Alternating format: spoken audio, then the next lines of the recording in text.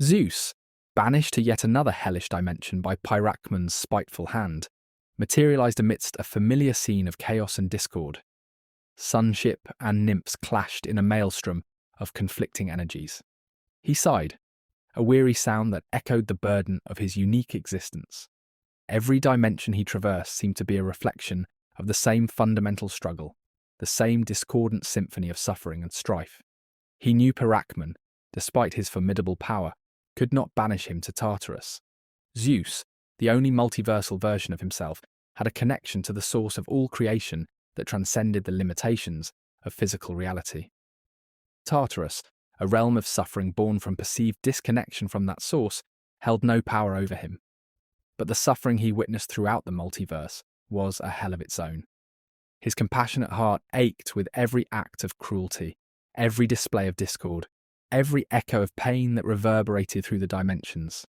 He was a solitary witness to the macrocosm's suffering, a burden he carried with a heavy heart. Yet he did not despair. He knew that within every chaos there lay the potential for order, within every darkness a spark of light. He was Zeus, the bearer of Olympus, the embodiment of unity and potential, and he would not rest until he had found a way to bring harmony to the multiverse, to heal the fractured bonds, to guide his fellow sonship towards a brighter future. In this particular dimension, his first step was to locate Pyracmon's counterpart.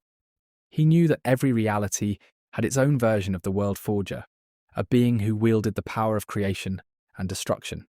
He had to assess this Pyracmon.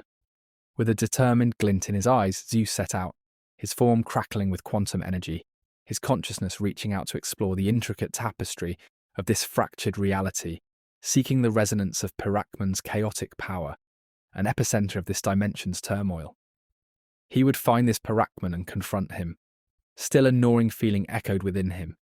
Pyracmon, a witness of his first Olympus, constantly debated with Zeus about his sentimental ways. Banished to this unfamiliar dimension, he found himself drawn to the remnants of an ancient civilization, a city built upon the bones of the world itself. This was the work of the Telchines, master architects and engineers, their creations imbued with the raw power of the earth. He felt a strange kinship with these beings, their focus on order and structure resonating with a deep part of his own being. Using his mastery over quantum manipulation, Zeus began to reshape the city, his touch imbued with the essence of Olympus, the ideal of harmony and order. He moulded the jagged rocks into smooth flowing lines, transforming the chaotic spires into pillars of grace and elegance. He infused the very fabric of the city with his own essence, weaving dreams of peace and prosperity into its foundations. As he worked, he couldn't help but reflect on the words of Pyracmon, the elder Telchine, whose obsession with order had ultimately led to their downfall. Pyracmon had believed that true order could only be achieved through absolute control, through the suppression of chaos. He had seen kindness and compassion as weaknesses, as impediments to the establishment of a truly harmonious universe. But Zeus, despite his own struggles with the complexities of reality, believed differently.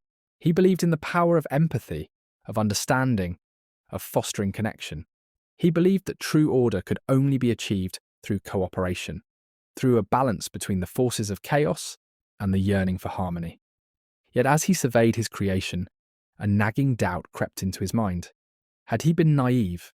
Was Pyracmon's vision of absolute order, born from a harsh understanding of the universe, ultimately more realistic?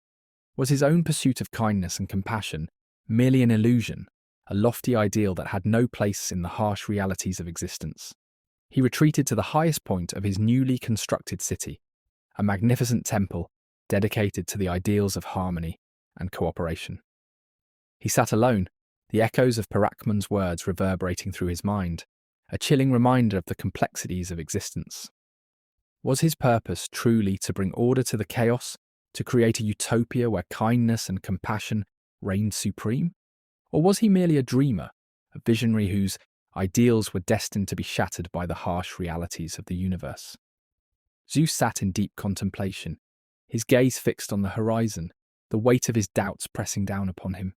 The path ahead was uncertain, the future shrouded in a haze of doubt and introspection. He had built a city, a sanctuary of his ideals, but he was still grappling with the fundamental questions. What was the true nature of order? What was the price of peace? And could true harmony ever be achieved in a universe governed by the relentless forces of chaos?